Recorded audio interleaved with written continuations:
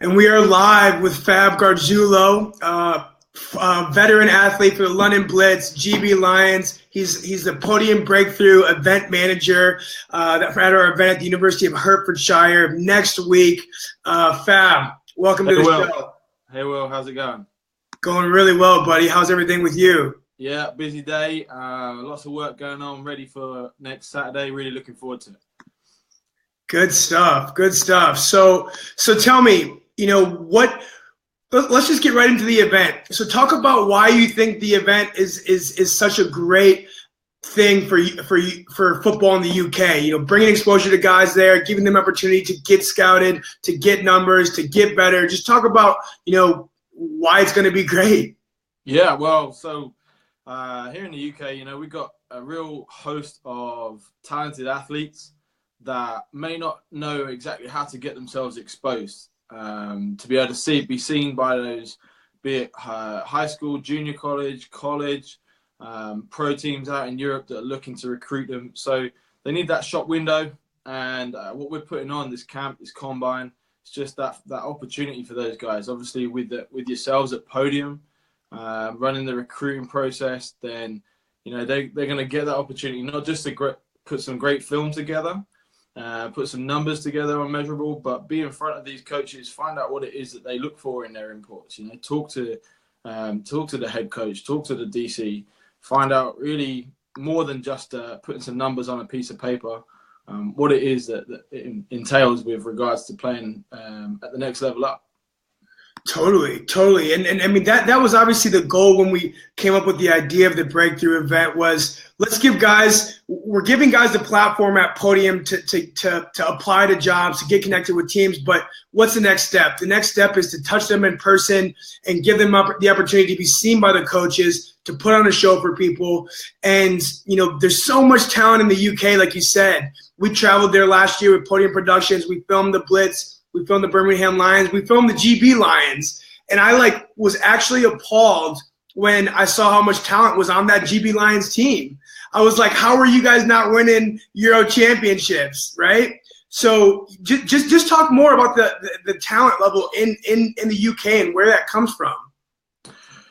I mean, honestly, there's 3 tiers of football in the UK. So you got your under-19s football, which is at the minute in a state of development, shall we say. It needs to continually develop in order to give our young athletes that are coming out of other sports in the UK, so basketball, rugby, football, as in soccer to you guys, give those guys an opportunity to try football. And there's so many of them that have just got the raw skills that they just need to be developed. But that's got to start at the younger age group, because obviously we're going to be playing catch up to the likes of America, who are playing football in high school, from a young age and getting that experience. And then you look at the university level, and I've been involved in that for the best part of 12 years now. And there's some fantastic programs. There's some phenomenal athletes at that level as well. I think that's probably the best organised level here in the UK at the moment, just because there's a real high volume of coaches and top level programs. You touched on Birmingham Lions there. You've got Hertfordshire Hurricanes, where I've been. You're wearing Birmingham Lions, man. This is the UK. This over.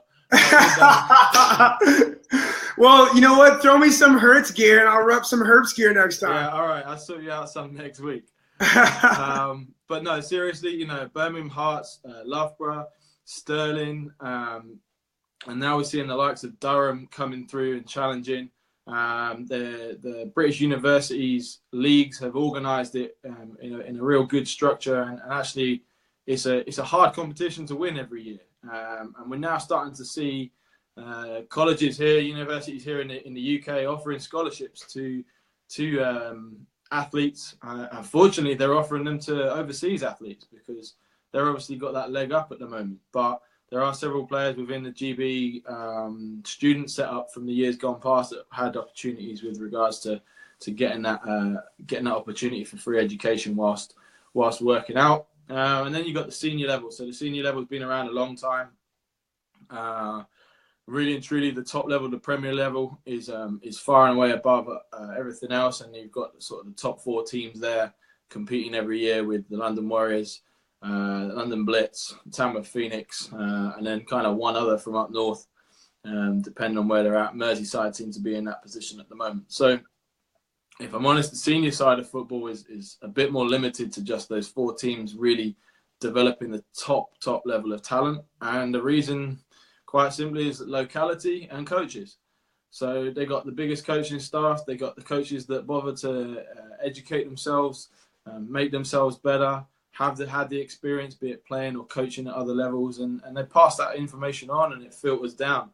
Now, there's some other good programs out in the rest of the country. I've been involved in a few others that are out there, but at the minute the level is set, the bar is set, and ultimately that's been set by Tamworth Phoenix this year. So. Yeah, totally. Well, and so what is the common path for a player who gets done? He gets done playing at the university level. What's next? Because as you said, the senior level isn't as high as it probably should be. But as I know, you got guys like Charlie Joseph playing in Marburg. You've got guys like Xavier, Lauren playing in Serbia. David Saul leading the group in Potsdam. I mean, is that a common trend? And do you see a lot more of that happening? Yeah, I mean, it's a recent trend, if I'm honest. It's like the last few years, people have been pushing themselves to go and play over in Europe, particularly in Germany, Austria, Switzerland, where the leagues are at that higher standard. You can probably argue that in some of the Sweden and Denmark and Finland, is the same kind of real high competitive level where, lo and behold, they put money into their league and therefore, they produce a better product than we do at the moment. The talent level, you've come over last year and watched us. That's when I first met you, and the talent level with GB is super high. We're going to go out to Sweden this weekend and we're going to real compete with those guys, and we'll see what happens with the result. But I fully expect us to beat them because I know what level we're at talent-wise, and I think we can take on anybody in Europe. So if you're a young athlete and you're out of university, you've got choices. You can stay in the UK and obviously get a job and work and play in your local senior team and progress yourself through, and you can achieve a lot nationally. You can work towards national titles with whichever team you're with, or you can look to go to Europe, and that's where the likes of Dave Saul, he's moved out there a few years ago. He's seen the light, as it were, in terms of finding a team that it wasn't even in GFL 1. They are now, but there you go. 2 years of work, bringing over top talent, not just from the UK. And those guys have earned the right to play in the GFL 1 next year. And you got to be pretty pleased for them in what they're doing and how he's helping to give our top talented guys an opportunity. Yeah, absolutely. And what a job that he's done. Jennison, all them guys with the Royals. I mean, they really turned that program around, and now they're competing in the GFL 1 next year, which will be pretty awesome. And they'll be playing against coaches at our event. Marcus Herford from Kiel and Dave Likens and Troy Tomlin from the New York Braunschweig Lions, who just got done with the German Bowl. Now, talk about coaching in the UK. Is what's it like, around the country? As you said, the 4 top teams are the ones that kind of have those great coaches, and then the rest is a little behind. I mean, what is the value of these coaches coming and trying to teach the people of the UK? I mean, so I think it would be unfair for me to comment on coaches across the whole UK because I don't have the experience to have been around that for that length of time. But the biggest factor is the continual professional development. These guys, unfortunately, in the UK are amateur, in the sense that they'll be running a full-time job and they'll be doing football practice on top of that. And you find that the, in inverted commas, best coaches are the most dedicated coaches, the ones that are willing to give up their time to come to opportunities where they can learn from guys that have more experience, or they've been out to the States and they've interacted with the coaches and they've spoken to them. So I know head coach now at Hertfordshire Hurricanes, Simon Hatcher. He's been over with Temple University now with their current head coach. He spent some time out there. I know Wayne has been out to Florida as well. I've recently just come back from California myself, so where I got the chance to meet the Cal Berkeley coaches and also a high school over there. So obviously that kind of thing takes a lot of time, a lot of planning, a lot of effort, versus what we have offered to us here in the UK. So at the minute, the main event in the UK is run by the Coaching Association, BAFCA, and that's once per year. And I regularly go to that, and it's very, very good. You get some real good coaches coming over from America, and the British guys talking as well. So you always have an opportunity to learn. But it's once a year. It might not necessarily be local to you. Again, it's a considerable effort and cost to get there. So what we're putting on this coming weekend, with guys over from Europe that are coaching the two top teams in Europe, basically. Let's put it straight. Those teams have been there for around 5 years now, and we're bringing over the guys that control those teams, that look after them, that have got them there. So, I don't think you can ask for anything more. It's the equivalent of bringing over your Florida Gators and your Alabama type coaches with regards to the experiences that they're having, but on a European level. Absolutely. Now, Fab, let's get into your career. So talk about how you even found American football in the UK and kind of how you progressed to through university and then onto the Blitz and then the Lions. Yeah, for sure. So I guess like many kids that are turning up to university in the last month, I played every sport there was at school, rugby and football being the main two in the winter, and had some transferable skills. But I got fortunate that I joined a club in the Hertfordshire Hurricanes that had those coaches that were passionate and knowledgeable. I really just bought into the whole ethos of the sport as well as the team, and it just went from there onwards, really. I ended up spending 6 years at the University of Hertfordshire doing an undergrad and post-grad. During that time, I moved on to represent Great Britain at the student level that was available at the time, and that was there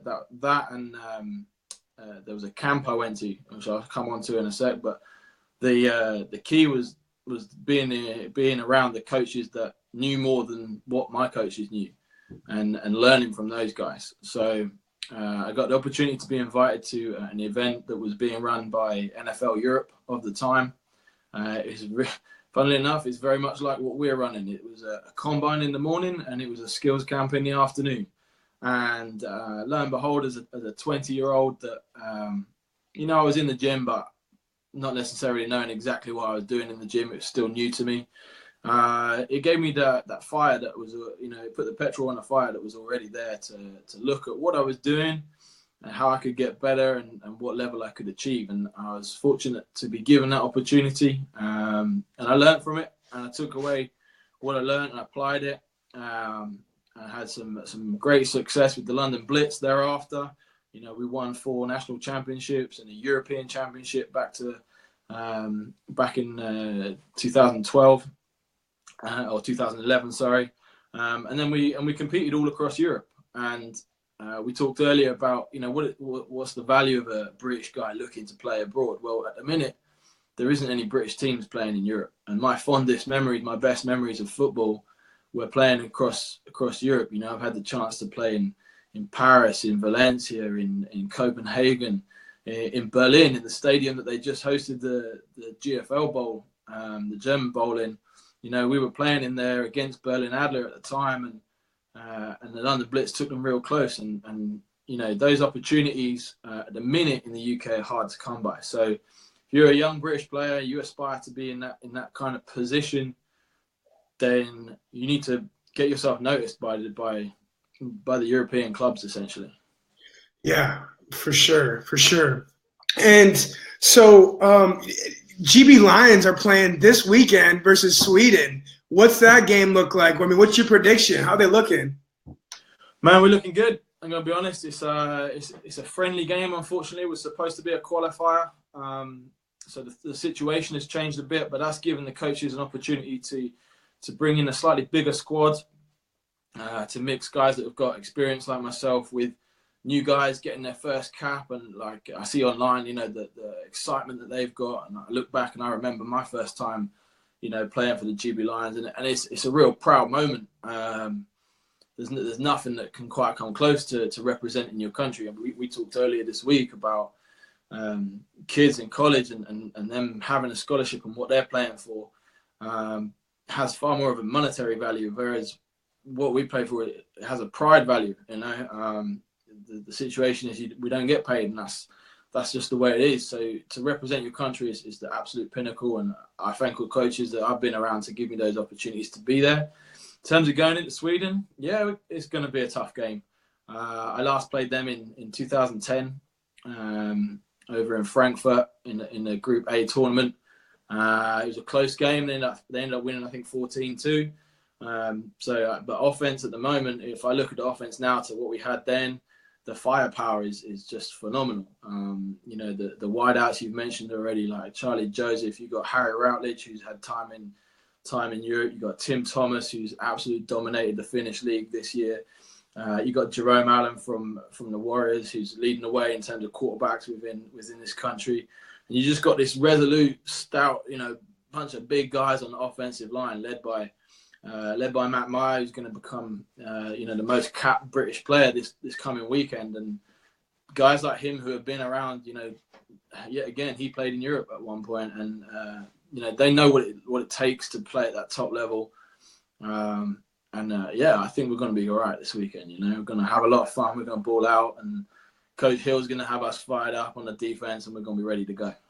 No doubt. And talk about Coach Hill and Coach Callan and kind of the value they bring to that program. I mean, as you said earlier, you're only as good as your coaches, and I think those are obviously. I know Wayne really well. I met Coach Callan at the GB Euro qualifier last year, also a stand-up guy. Touch on what they bring to the table. I mean, you kind of highlighted it. Coach Callan, he's definitely one of my favorite coaches ever. He was first special teams coordinator when I first came to London Blitz, and he'd just come over from the States, and just his enthusiasm and his raw desire to help you, make you better, push you, and have fun doing it. He really helped create that culture over at London Blitz. Wayne Hill, obviously, I've been around for a number of years. Predominantly, I've played against him, which has always been fun. And then obviously in the last few years, he's been the defensive coordinator for the GB Lions senior. So, he did a fantastic job out in Milan, and we were just, one play short of making it to the final there. And I know that's burnt him. That's burnt a lot of the guys that are still around with it. So you always learn from those experiences, and he's one of them guys in British football that is always working, always looking to get better.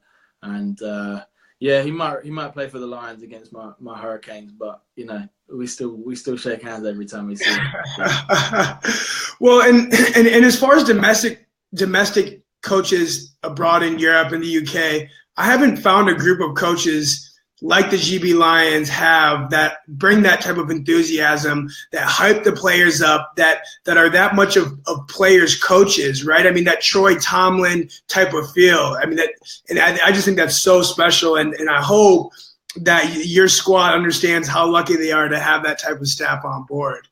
Yeah, I certainly think they do.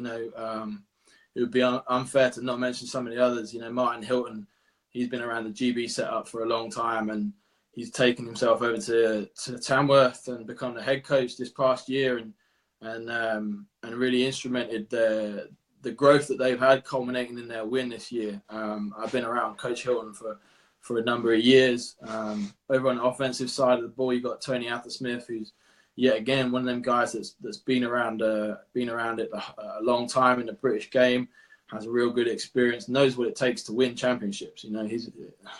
You get experience through winning and losing, and he's had the opportunity. And then they're bringing on a lot of new young coaches, giving them the opportunity to be in the setup. We have a lot of assistants and GAs that come and watch from all over the country.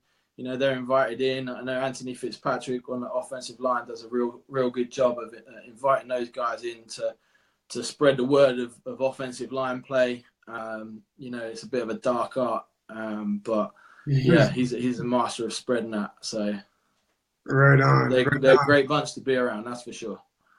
Absolutely. So next week is the event. What are you looking forward to most? We got a rock solid coaches clinic in camp. I mean, talk about it. What do you think? What's there not to look forward to from my perspective? That's for sure. You got the top guys in Europe coming over, giving up their time to talk to us. And I think for me, we discussed when I was saying I'll be camp manager. When we discussed being camp manager, and you asked me what do we want to hear, I said we don't want to just see how great they are and what they've done. We want stuff that the British guys can translate and pick up and learn. And the talks that they've got planned, that they're lining up, talking, from the bottom all the way up, not just X's and O's, as to how to build a program, how to call defenses in game situations. So from a coaching perspective, because I coach as well now, then I can't wait to listen to that stuff. Athlete-wise, I know that we're going to have a whole bunch of really talented athletes there, particularly in the wide receivers and the running backs group, because that's an area that we're well stocked up here in the UK. So just looking forward to those guys showing what they got. And I couldn't agree more. I mean, we're going to get hyped up. You've seen some of the athletes that are signed up already. I mean, it is going to be competition. It is going to be some of the top athletes in Europe, and we're going to promote the hell out of everything. We're filming everything. We're gonna make sure that the guys that come to this event are known around Europe if they have the talent. And I think that's what I'm looking forward to most. When Marcus and I co-founded Podyum, I mean, that was the original goal, was how do we give athletes in Europe, give athletes in the US the platform to showcase what they can do, because we felt like we didn't have adequate ability to showcase what we could do when we were trying to go to the NFL, pursue other teams in Europe. This is it, and I've been talking with a lot of guys in the UK who were even on the fence. And, I asked them, do you want to play abroad in Europe? This is it for you. There's not a better opportunity. Guys from the UK, guys from France, Belgium, this is going to be the start of many events in the future, but come showcase what you got, right? You just hit the nail on the head. Well, we talk about wanting, everybody wants it. Everybody wants to play in the NFL. Everybody wants to be the best they can be, but you got to be willing to take the steps to do it. And, aside from all your off-season work, there's no point doing all that work if nobody sees it. So you got to showcase it. And of course you can just stick it on the internet and it will get lost in the thousands of YouTube videos that there are out there. But this is an opportunity to get you guys who are, bespoke, that, you're designed to showcase and recruit for the teams that are out there in Europe that are looking for players, and in, and the rest of the world. And if the British guys, if you're interested, don't sit on the fence. The price is the price. It's basically, it's more valuable than you can put a price on it if that's what you want to achieve, so and come on down, basically, Yeah, that's it. And so super excited to see you next week. My last question for you, Fab, is what is your hope for the future of football in the UK? Where do you want to see the sport, 5, 7, 10 years from now? Yeah, last question. What you want half an hour on this? I mean, there's just so much potential here in the UK. The NFL know it. There's been talks of a franchise for a number of years, so they know that there's the potential both with the fan base and with the grassroots players. Finally starting to see the Jags get involved a little bit more at the grassroots. So in answer to your question, where do I want to see it? It's just got to keep growing and growing. And in order to do that, it's going to need money. And it's going to need proper organisation. Because at the minute, the organisation of the system that we have doesn't match the talent level that we have. And that's not a slight on anyone that's in the organisation, because I know they're working hard. But at the minute, like I say, until we're in a position where guys are full-time able to work on this, that's when we're going to get that big leap. And unfortunately, that's going to take some money. So, NFL sponsors out there, get on board with the UK program. Find yourselves, just take Wembley. Like, Spurs don't need it anyway. So. Yeah. Well, I've got one of your boys commenting on the video, Jamie Charles. He says franchise, and then he went on to say, let's get that growth and have a competitive semi-pro league that can rival with Europe. Yeah. So, Europe has elevated its game pretty much every year because it allows those really high talented players and coaches to come into it. And obviously they pay them for it. Over here in the UK, we just like being amateur, We're too polite to say, screw this, like, here's some money. It's almost like a team's taking drugs and being a drugs cheat if they bring someone in and pay. It's just not the way. You've got to standardize it across the league that, like in Europe, you're allowed 1, 2, 3, 4, whatever it is, import players, and you're allowed to pay them. And then you get teams that are like, okay, well, say the London Warriors, they want to bring in someone, they want to bring in a linebacker, but they know that it's going to cost them so much money. Well, they'll go out and find a sponsor. They'll go out and say, well, we're going to win this league, and like, in order to do that, we need this bit of money so we can bring this guy in that's going to help us win. And then all of a sudden, the Tamworth Phoenix, the London Blitz are going to react and say, well, hang on a minute, like, if they're doing it, we can do it. And the sponsors are out there. They know about the British game, but nobody's asking them the right questions. So until that happens, yeah, I agree with Jamie wholeheartedly. We need that opportunity to push the game further, and that will bring through the young British talent. Stop them going to Europe. I'm right. talking about, you want all of these guys going to Europe. I don't want them going to Europe. I want them playing in the British league. Exactly. I want the British league to be better than the German league, but it's light years away at the moment. And well, it's just so unique because no other country in Europe has the organized, established university league that the UK has, but yet there's no place for those players to get funneled into, outside of the amateur level. And that's obviously a huge issue. I mean, if that doesn't get fixed in years to come, then all of these top UK players are going to go get paid across Europe. I mean, that's inevitably what's going to happen. So it's like, change the laws, or you're not going to like the outcome. Yeah, pretty much. You look at what we're offering just with regards to this in terms of getting recruited. We're not trying to recruit for the top British programs because you can just turn up to them. Right. Like, you haven't got to be special to turn up to them. Whereas if you're trying to go and play in another country, you've got to be the top of the top. And we want to be doing it the other way around. We want the French guys, the Italian, the Swiss, the Spanish, whatever. We want those guys looking at our league and saying, this is the place I want to go. UK is a beautiful place. It's a great place to live. Even if it's just London, where you get one or two teams where they're fighting it out every year in the final. People want to come over, and the opportunity's there. It's just, I don't have all the answers. If I did, I think we'd have solved it. But yeah. Well, listen, Fabrizio, Fab, it's great to have you on board, man. I can't wait to see you next week. And for all those watching, we hope to see you there as well. It's going to be awesome, and we're going to have some fun. So yeah, for sure, Will. Appreciate it. Yep. Talk soon, buddy. See you, man.